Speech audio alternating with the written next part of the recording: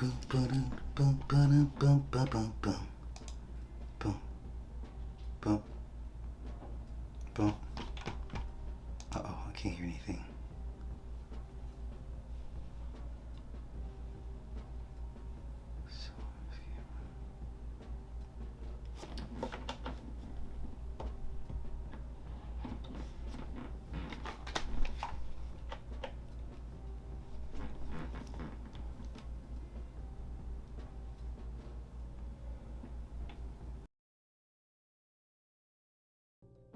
Oh, there we go.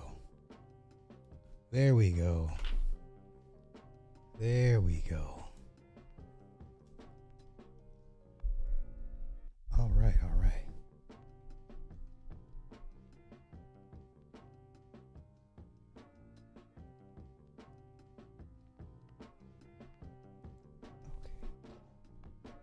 All right, happy pre-New Year's. I know a lot of y'all are probably already drunk midweek, and I'm gonna burn through these subjects real quick, these topics, and yeah. So let's get to it. Let's get to it. Long Beach Joe Jets. What's happening? Hey, happy New Year. Yeah. Hey, man, listen. We probably had the most diabolical government on the planet. I think America, hands down, has the most diabolical, nefarious government on the planet, bar none. Man, this is crazy, right? Man, I'm glad I caught wind of it before it was too late. But a bunch of things I want to get into, and I don't have a lot of time, so I'm gonna cram as much in as possible. So let's start with the spooky and unknown. Okay, let's get with the spooky stuff and the unknown stuff first. What? Hey, man, Xi Jinping is the homie. Half the stuff Xi Jinping, I just do it for the on GP for Xi Jinping. That's the homie. That's the big homie. Xi Jinping is the big homie. You know what I'm saying? Xi Jinping is the big homie. Hey, I'm like, hey, nah, I do it for the free, man. You got it. It's nothing. It's all love. He'd be like, hi.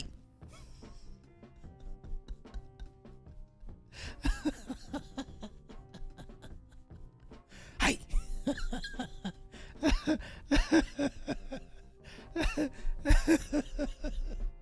Hey, I pick up on one ring, man. It'd be like the first half a ring. I'm like, what's up? Hi. And I know what time it is. Real quick. So let's get to the spooky. Let's get to the spooky stuff. Let's do that, shall we?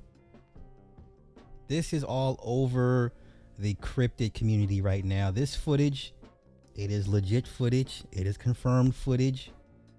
I believe I forget what state they said it's in, but we're here for the weird stuff. Let's go.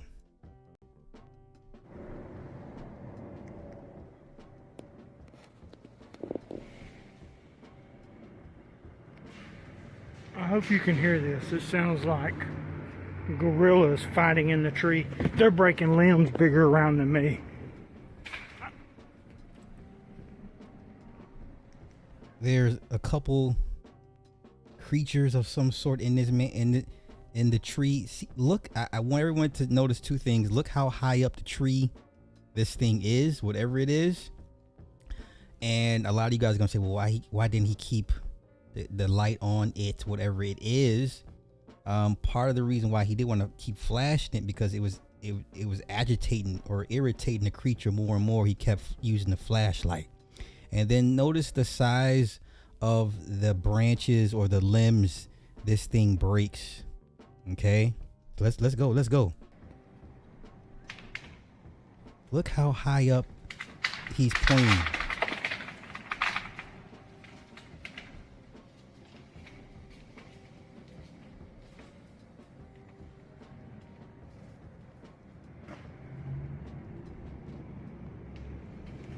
I've never seen anything like it in my life.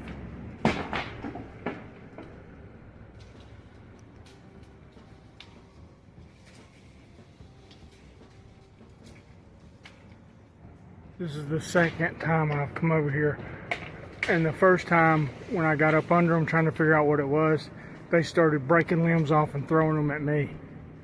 And I still cannot figure out what it is. Now, the only cryptids we know that will actively like throw rocks and sticks at people tend to be of the Sasquatch type. I'm not saying this is a Sasquatch because they're not normally known to climb up this high of trees. They're not known as tree climbers per se, but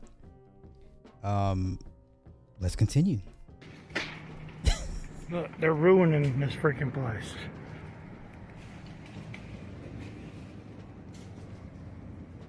What in God's name is it? It's bigger than me, whatever it is. Because it's breaking limbs off that it would take me 2 minutes to saw.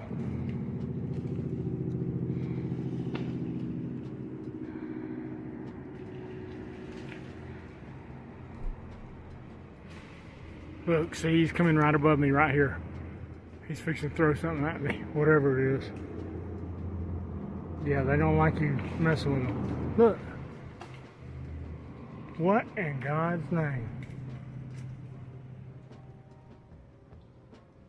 is going on? Now, I'm like you. I'm like you guys, man. Why you just we can't see anything? You know, part of the problem is because it's behind the foliage.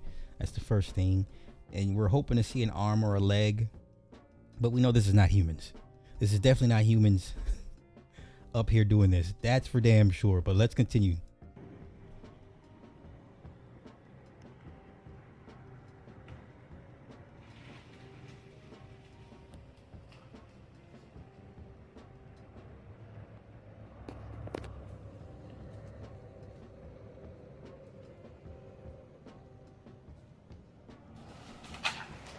Look, that's bigger than me. Look at that, look at that, look at that, look at that, look at that. What in Jesus' name is doing this? Okay, so now you can see its path, the path it travels, right? When he flashes the light, you can see where wherever it goes, it's disturbing that part of the tree. What in Jesus' name is doing this? Oh my God, he just took half the tree down. Nick, you just can't shoot everything, man. All life is important. Something, oh my God, oh my God. This is clearly not human. Oh, it's gotta be I don't even think a bear would have a chance in Hades and it doing this. No, not even it's close. Something stronger than a bear. Much. And he is pissed. Yeah, that's a healthy tree. About 8 to 10, maybe even 12 inches in diameter that he just broke because he's pissed because I'm getting close to him. I think I'm gonna bounce because I think he just hit the ground, which means he's about to face me on foot. And I don't really want to wrestle with somebody that can tear trees down. So basically, this happens to this is in the backyard of this man's home, and this is not the first time they've done the tree thing. But yeah, just because they're mad. My God, look at the tree he just freaking broke in half. Okay. Definitely not a human. All right, let's continue with the spook. We are here for the spook, and we're not talking CIA. We are here for the spook. All right, let's get to it. Courtesy of Vic Cundiff. Listen, every time I can't get over Vic's voice and how he talks to the guests. It should be killing me. All right, let's go. I decided, I heard that,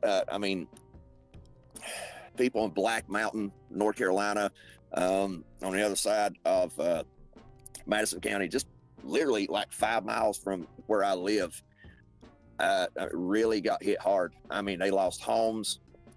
There was people missing. And I had a buddy that former 160th SOAR pilot. And he actually flies Hughes 500s, which if you guys don't know, that's our little birds, what we call them, Special Forces little birds, MH6s. But this is Okay, so Hondo, the one that's speaking, that's telling the story, has a background. He's former Special Forces. He lists his, he gives his credentials and lists, all that. He's the real deal. All right, let's continue. Million type, and he flies to survey power lines and stuff. I reached out to him and asked him if he was in the area and if he could get me over into North Carolina to fly in, and he said absolutely. So I grabbed a couple of med packs that I had left over from my quote unquote glory days, and he flew me over into North Carolina because there was no other way to get in there except for Hilo at the time.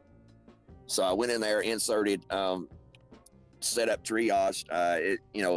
There was one doctor that was there local. I'm not going to say his name. I don't want to, point anybody out, whether good or bad. So I did that for about 3 or 4 days. But anyway, we heard of a family that was got off about 3 miles up, and we got access to some 4-wheelers. So I said, well, we at least need to go in there and check on them because they've got kids.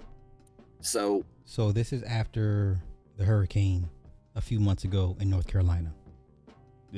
That's how recent this thing is. Okay. We geared up and we went up there to get this family out, which we did, and brought them back. The little girl had a couple of broken fingers. I can't remember how she broke them, but we got them set and patched up. But anyway, this same family, about 2 days later, I was talking about going back up there because I heard rumors that there was a couple of other people up in there in that particular valley.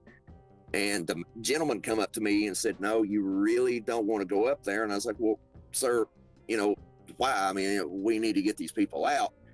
And he's like, you really don't want to go up there. Well, it took some pushing and coaxing and trying to talk to him. So he finally pulled me to the side and he said, look, son, I know what you are. He saw my tattoos at Special Forces. He said, I'm not trying to scare you. I'm not trying to tell you what you can or can't do. But he said, I'm telling you, you don't want to go in that valley. So he finally started talking to me, and he opened up to me and he said he was deer hunting. Okay.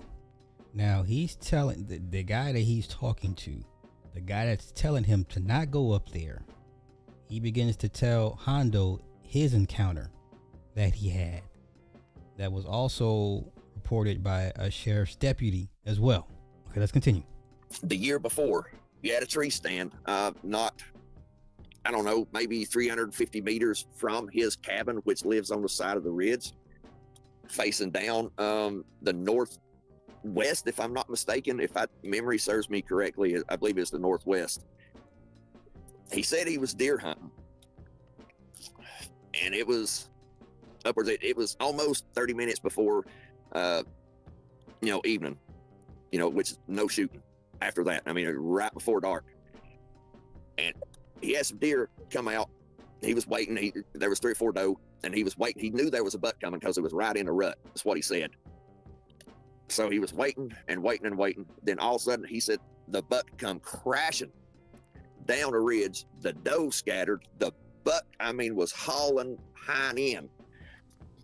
And he said he just had a feeling that something was chasing me. He figured it either was a dog or a coyote or, whatever. And he's like, well, I'm going to kill the sucker. So he looked over, and when he did, he said this big black shape come flying out through there. And he said he turned that safety off of that Remington 700. And he said as soon as it clicked, that thing skidded to a halt, which was on all fours. And he said, boy, I'm telling you, it stood up on 2 legs, looked up, and turned and looked directly at me like he knew exactly where I was at. And he described to me verbatim that it had the head of a wolf, tail. He described the hands just like he said, son, They was like raccoon hands, except a heck of a lot bigger. He said it had to have been over 7 foot tall. He said it was almost pitch black. He said when it turned and looked at me, he said it bared its teeth, and he said he saw fangs. He said that looked almost ungodly. He said it scared the living you know what out of him, and I'm keeping it PG, Vic. He said I was absolutely terrified. It turned, it looked, it sat there and it stared at him. He said, which seemed like forever. He said, but it was just a few seconds. It casually got back down on all fours.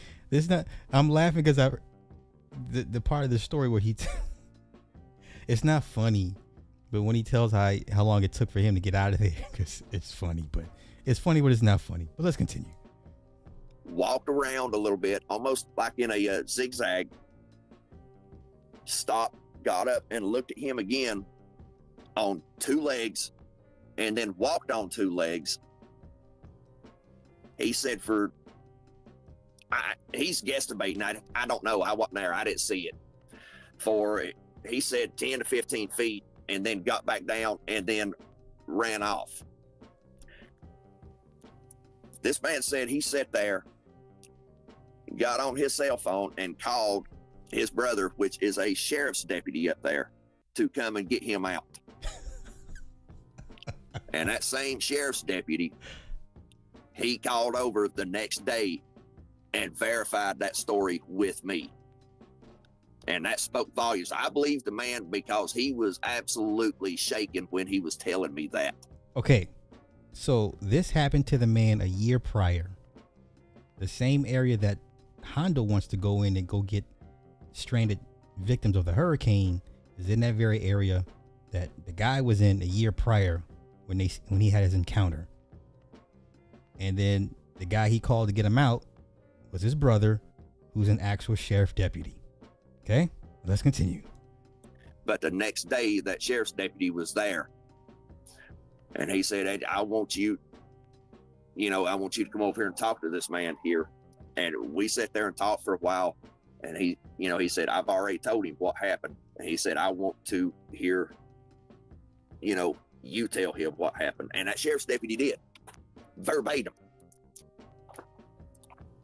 So, there's no reason for these people to lie to me, especially for what I was up there doing. Vic, you know what I'm saying? Yes, sir, I do. Okay. All right, I just wanted to play that part. I can't with Vic. Vic be killing me because Vic be serious, but I'd be like, Vic, this is how Vic talk to people. Shout to Vic. Shout to Vic. All right. Okay, that was the spooky part of the hour. So now we're gonna go. Let's do some economics. This is for all you label heads out there that just spend money on labels because you've been programmed, or you may have grown up, I don't know, not having everything you wanted, and you kind of fill that void by always buying what you would deem high-end stuff. And there is this wave of content. The timing is crazy. It's either dress poor or look poor, right? Come off across as poor, or they'll do analysis on what the wealthy people wear, very minimalist, right? And then you have basically the have-nots struggling to buy high-end products to give themselves value and validation, to not only to themselves but to other people. Okay, it's a weird dichotomy, but let's get into this. It's like you think they do.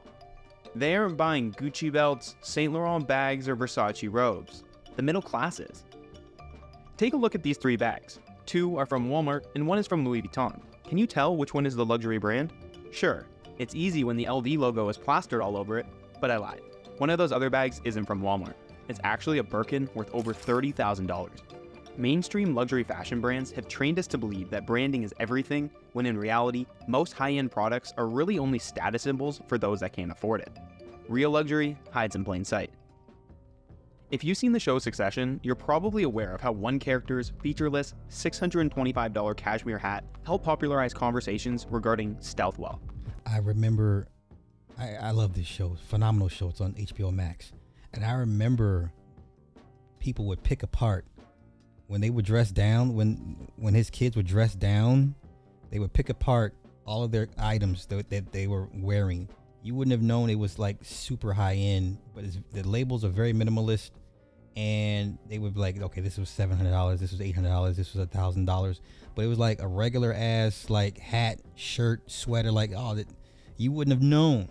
But they would pick the wardrobe apart, and it's like, oh, and then the term stealth wealth was popping up all over the place. Okay, let's continue.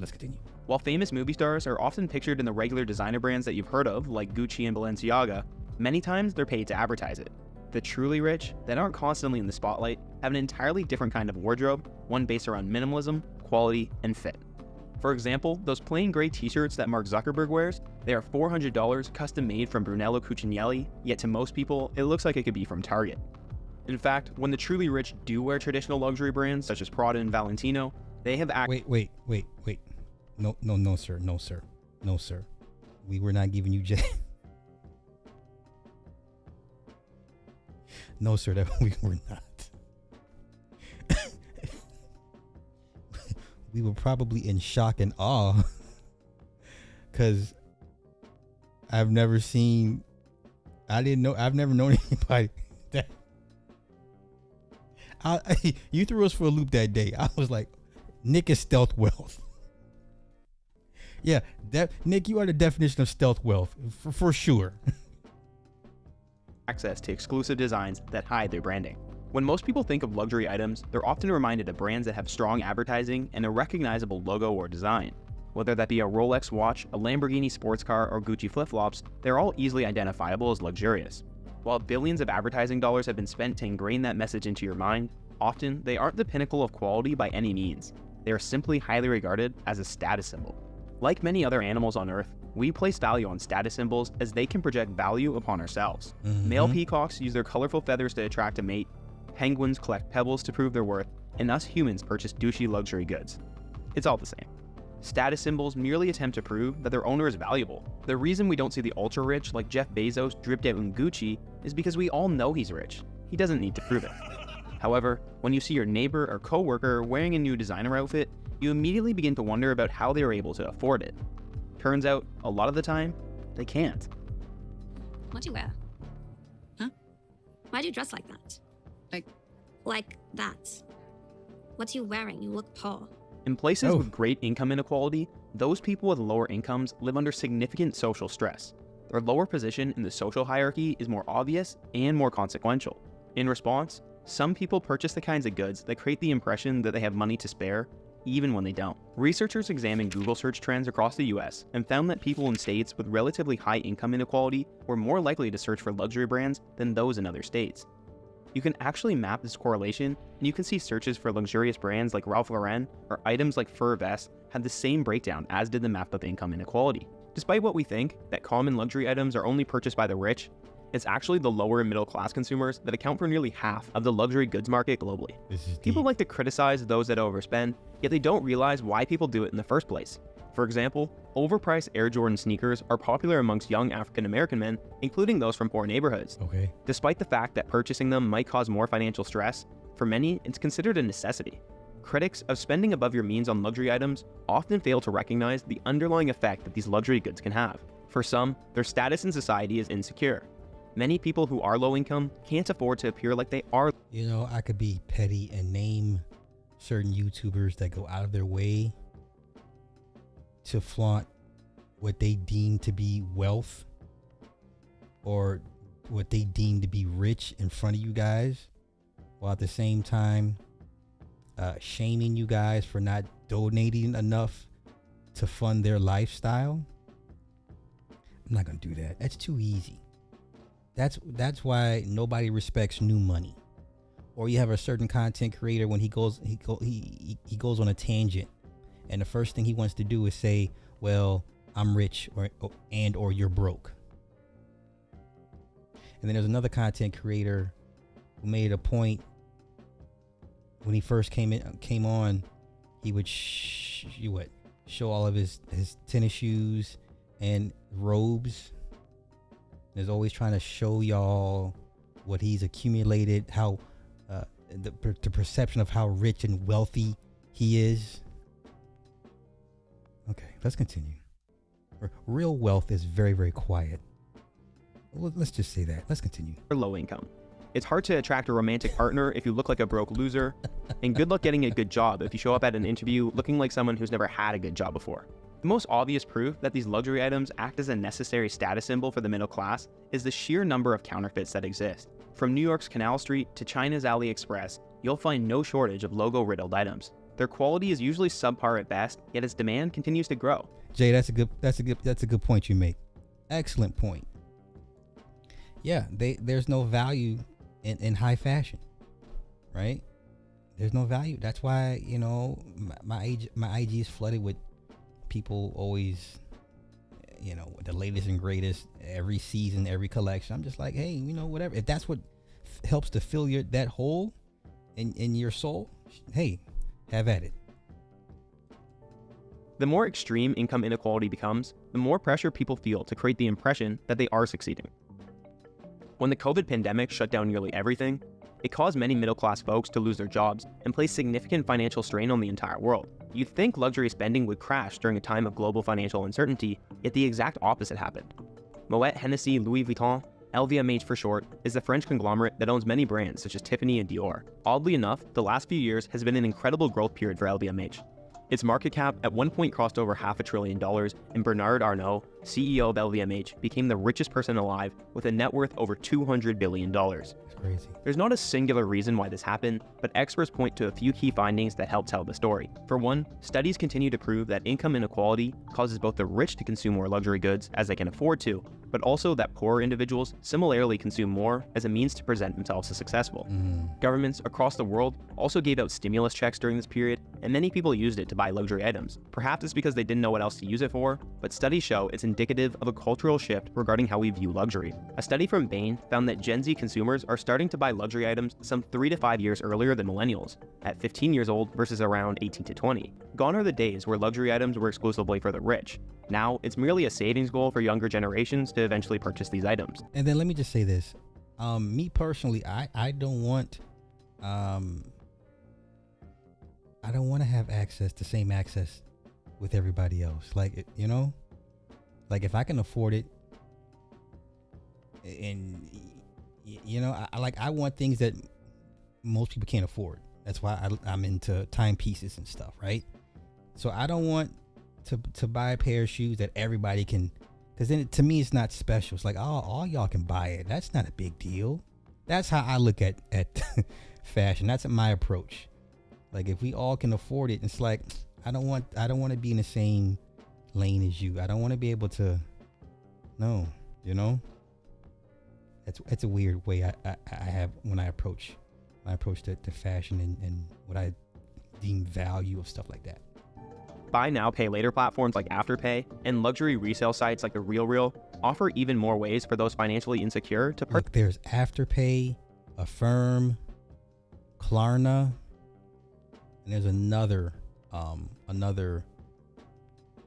company.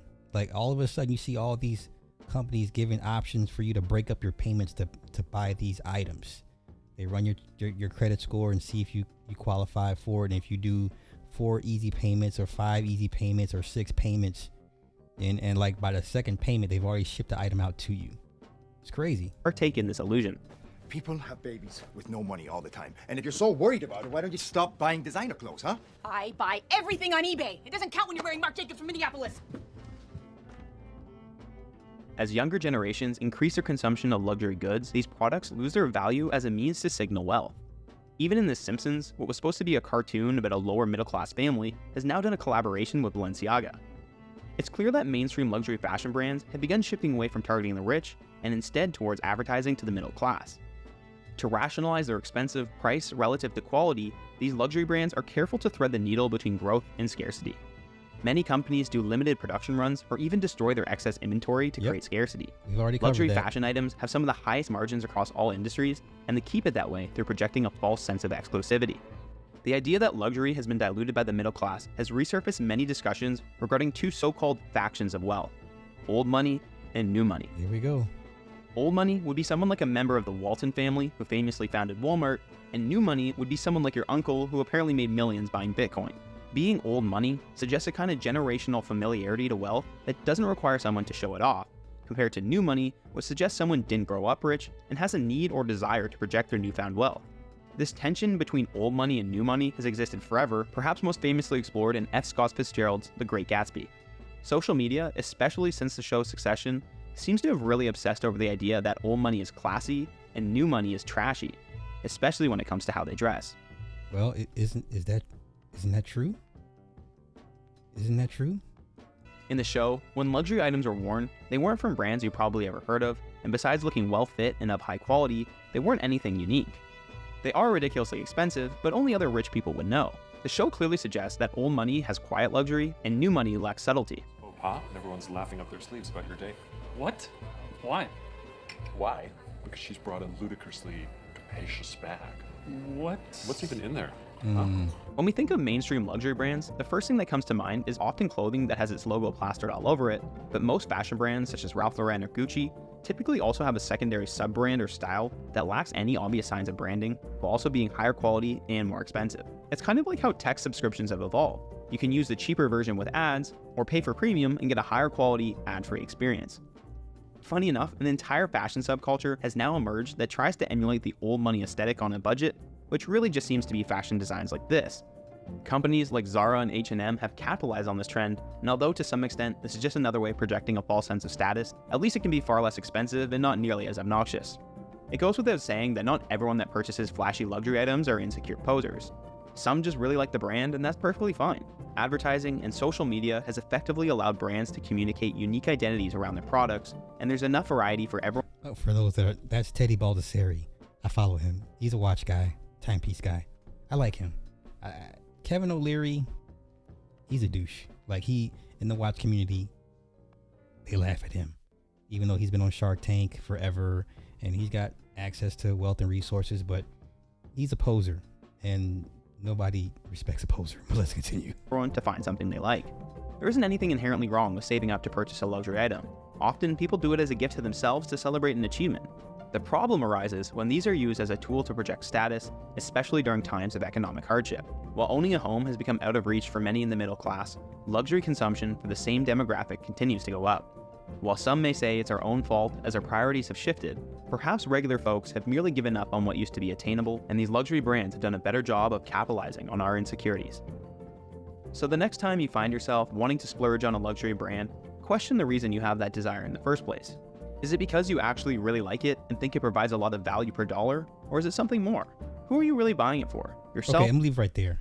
And I like what he said about owning a home. Home ownership will never be passe. I don't know what it is about the shift against the idea of owning a home. You know, now these younger generations are like, why would you do that? That's not economically smart, being tied to a mortgage for 25, 30 years and having to, not have a landlord to take care of the maintenance of it. Like, owning a home will always be a super major flex. Matter of fact, it's going to be even a bigger flex in the next decade when all these young kids can't afford to buy a home. Like, to me, I think the metrics of what wealth is or having money is slowly shifting. Those that can achieve it, attain it, they're winning. Those who can't will complain and try to shame us like we're doing something wrong because we have it. I don't respect anybody that has to rent a home, right? You got YouTubers on here that rent. No, nigga. No. Ownership is key. will always be key, right? You have conversations with certain people, and they talk disparagingly about home ownership and owning a home. Like, you just say you can't afford to do it. Just say you can't afford a house. It's okay. They will have tiny homes for you to buy for 1/3 of the price. Okay? But okay, all right. Now, I don't have much time left. I'm gonna have to do a 2-parter to this. I'm gonna have to come back and finish this up because there's no way I'm gonna have time. Hold up. B, come here.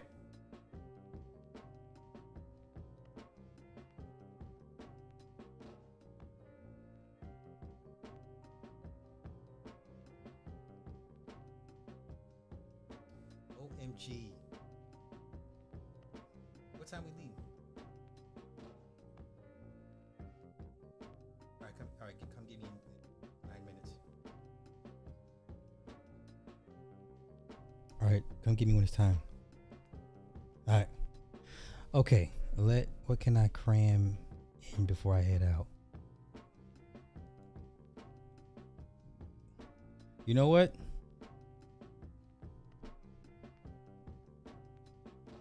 Okay, let's do this. Silva will get a kick out of this. Okay, I'm showing this for a reason. This is Marques Brownlee. All the times he's been pulled over for speeding. Hold on, I'm going somewhere with this.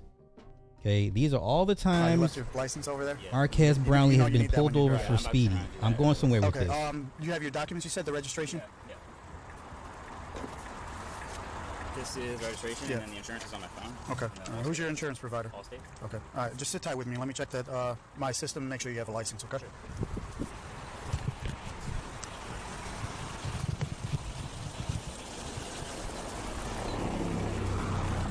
Once you add up all the times he's been pulled over for speeding, this young man should not have a license. His points should be through the roof, and he should be on an SR23 or SR22.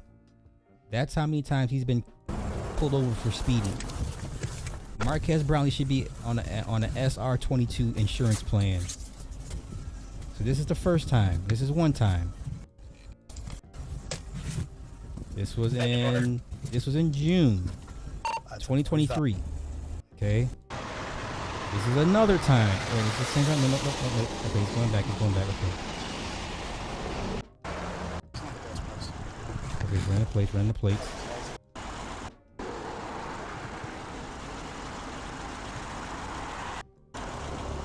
You're definitely getting a ticket. Okay. Okay, this is the second time. This is June of this year. Clausta, New Jersey. He was doing 50. Look at this shit. This nigga, and yeah, I'm calling him that because he drives like one. This nigga was doing 59 in a 25. Yeah, he needs to have a serious wake up call. He needs his nigga wake up call. But let's continue. Yeah. Way too many times. All right. He's in a Porsche 911. Is that a turbo? Hi. Can I get your license registration insurance? Wait, was that a turbo or a 4S? Let me see. I'm trying to see some here. Ooh, that blur is so big. That's a turbo S. I can tell by the hindquarters. That's a turbo S. But okay, never mind. Let's continue. Hi. Can I get your license registration insurance? Okay. So we're not even a year after the first. I don't remember. Okay. Okay, wait. What would you ask him, ma'am? What would you ask him? 2 points on your license. From 8 years ago. Okay, so is it for speeding? I don't remember. You listen. Don't play. See, this is why people are starting to no longer like Marques Brownlee. He doesn't see a lack of accountability, and the fact that he's been privileged for a very long time, and he's starting to forget how privileged he is and has become. You know how many points on your license for speeding. You know. Okay, you know where you sitting at with your license when it comes to speeding tickets. Let's continue. Okay, I can find out. I'm stopping you. It's 159. Yeah, definitely forgetting. Okay. Yeah. Do that already. I'll check your license. I'm gonna try to get you a break, alright? You don't know what the points are for? Okay. You know every point that you've accumulated on your driver's license for what infraction? They don't transfer over, so I'll see what they say. And that is a Turbo S. Okay, let's continue. Let's continue. Reason for ROs. 732 communications. 732 good. Can you give me the reason for RO's points? She's asking. She's asking why he has points on his license. Confirm standby.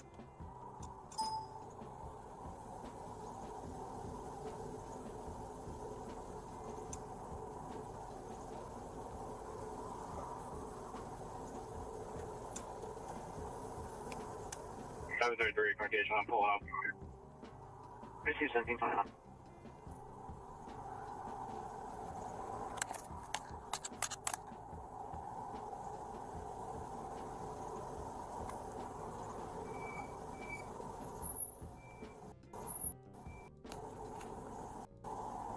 Seven 32.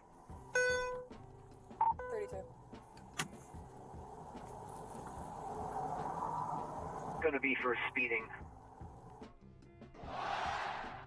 I don't know. Kurt back on 121.22, post 8 124.22. 121. This is back in 2022. Received, thank you. Okay. So let's go back out and ask him. Oh, let's go back out and ask him. To like turn it on and off. Yeah. Do a whole situation with it for speeding, so you know. Alright, so I'm gonna cut you a break, okay? The points are for speeding, just so you know. Ah, why'd you cut him a break? See, this is why he don't learn his lesson. This is why he has not yet to learn his lesson. Y'all keep cutting him breaks. And I'm saying y'all just be for general context. Stop cutting him breaks. He doesn't deserve it. He likes to drive fast in school zones and children's zones and residential zones. No, maybe you need to be on this SR22 for a couple years to humble yourself. From 2022. I didn't ask where. So I gave you for unclear plates. It's a small fine of like $30, $55. We're good. Just be careful. I know it's the weekend and there's nobody on that road. Okay, so we get to the third one. August 11, 2022. Let's see what happens here. Ain't this the same car? It's the same damn. It's the same car. How you doing? Officer Davenport Police. You're being audio and video recorded. License, insurance, registration, please. What the fuck? Are you serious? Insurance is on my phone. Okay. You have registration? Reason why you're being, well, number one, you're being audio and video recorded. Reason why you're being stopped is because your plate cover in the rear is illegal, your tints are illegal, you don't have a front plate, and your tinted windshield is also illegal.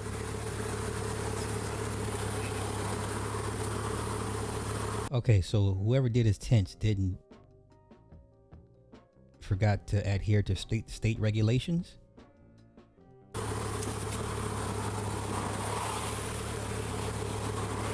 So the one cop, the lady cop, didn't knock him for the tints. She never mentioned the tints. But this cop here cares about the tint. This is why, you know, traffic laws is just so convoluted.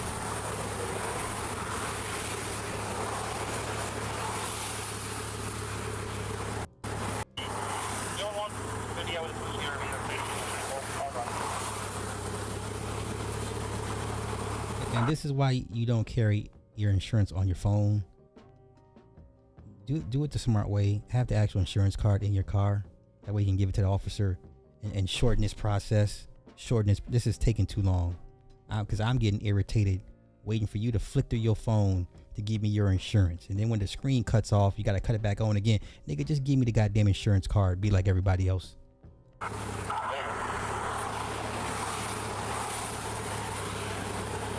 back. Okay, run the plates.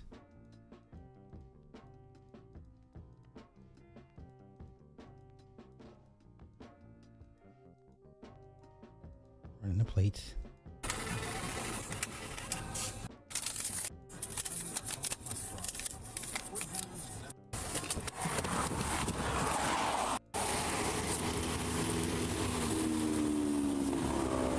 All right, sir. You're being issued for the stop. I gave you a break on 2 tickets. All right. Make sure these are no points on court. Make sure you get this off, that plate cover off, and you got to put the front plate on. Any questions? You call number in the top right drive safe. So you driving around with no front plate in a state that requires you to have front plates.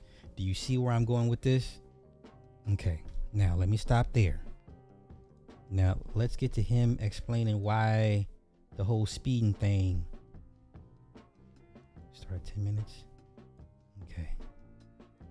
Hold up. Hold up.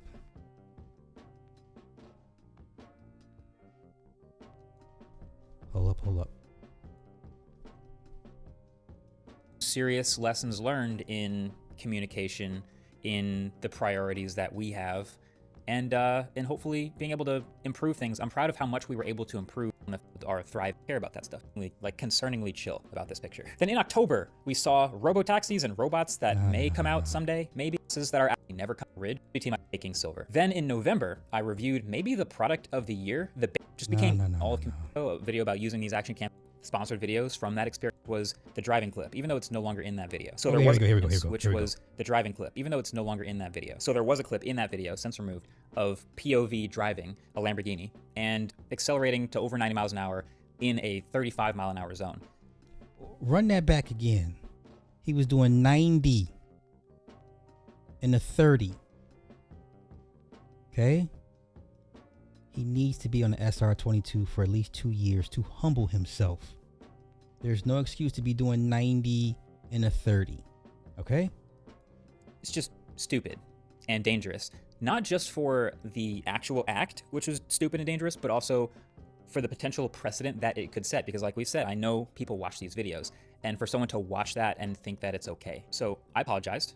I removed it, which I still think is the correct thing to do. Obviously, never doing it in the first place would have been way smarter. But I also never gave any context or any other details or anything around it, just because I didn't. It felt like just excuses that nobody needed. But I feel like for those of you who are watching my videos, you deserve at least a little bit of context and explanation of how we got there in the first place. So earlier in November, another YouTuber who will remain nameless invited me out to test drive a car. And I said, okay, yeah, sounds fun. We went out, and the way these work is that the salesperson sort of takes you out on a pre-designated test drive route. It was outside New Jersey. I didn't know the space very well, so I just followed their lead. They sort of show you where to go, and we went out and then came back. So I had the action cam with me, as I had for the past couple weeks, as I'd shot clips here and there around just on how it could be used to shoot anything anywhere. So on the way back, I was like, oh, okay, I'll shoot a clip of a few seconds of driving, because this could be used to shoot driving shots. None of this context really matters that much. And there's a reason for speed limits, and I own that. None of this context really matters. Okay. That responsibility. I'm lucky that nothing went wrong during that test drive. It would have been my fault, and that would have been horrible. So I encourage you to not do what I did. I learned several valuable lessons here in all of this. Making mistakes and genuinely learning from them and changing. I think that's a super important thing. Marques has learned nothing from this. No, he got his first, ass whooping in public. He's got some backlash. This is his first time of people, saying, "Hey, we don't like you right now." And no, he's learned nothing from this. Nothing. Just have as a human, and then also as the responsibility that I have as a very visible creator, and that people look up to what I do and what we make as a team. So clearly everything deserves an extra layer of diligence. And again, the publish button is very heavy. So picture of the month for November. Okay. Okay. I'm gonna end this here. Gotta go see a Nosferatu. I'm gonna come back and do part 2. Gonna finish this up tonight.